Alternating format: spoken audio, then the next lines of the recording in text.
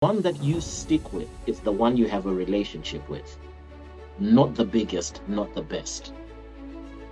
So in your community, you have to create a deliberate relationship. So how? Because I'm not the only person that's selling what I'm selling, right? And if you think you are, you're probably lying to yourself. I'm not the only person that has a boutique.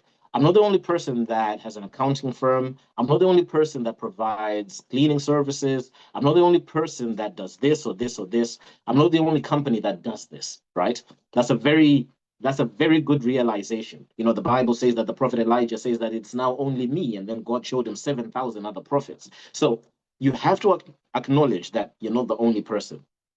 You may be the only person doing it the way that you do it, but then a customer or a client only knows that later on, especially if you're providing value.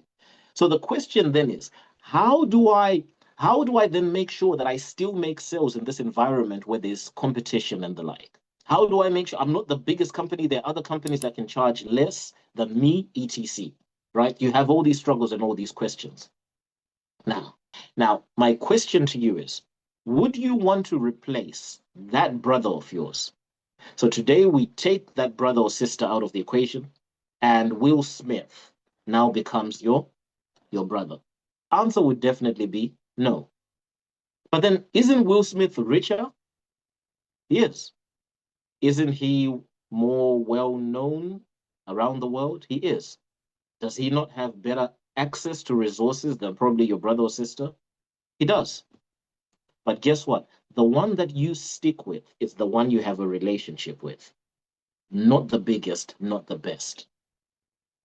So in your community, you have to create a deliberate relationship, not one that you're using your mind. No, no, no. You actually schedule it to say that, okay, this is my community. I need to greet them on Wednesday. On Friday, I need to ask them if they're facing any problems. After 2 weeks, I just need to call that person, ask them, how are the kids doing? Whatnot. Nothing to do with business. All right. How are the kids doing? Oh yeah, they're just about to go back to school. Back to school, it can be crazy. It can be crazy. I know that it's a time where your finances can just be all over the place. But anyway, I just want to say all the best to your kids. Mine are going back to school next week as well. So all the best, parent to parent. That's it. But you schedule these things, right? Because the best one is the one a person has a relationship with. That's why on Mother's Day you post those pictures and you say the best mother in the world. Have you ever had my mother for you to know that yours is the best? No, right? But the best one to you is the one you have a relationship with.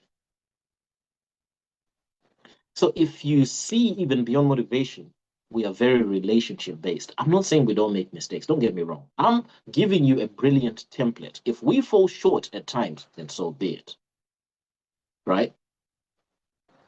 But then the idea is I have to press on that relationship, press on that relationship, press on that relationship.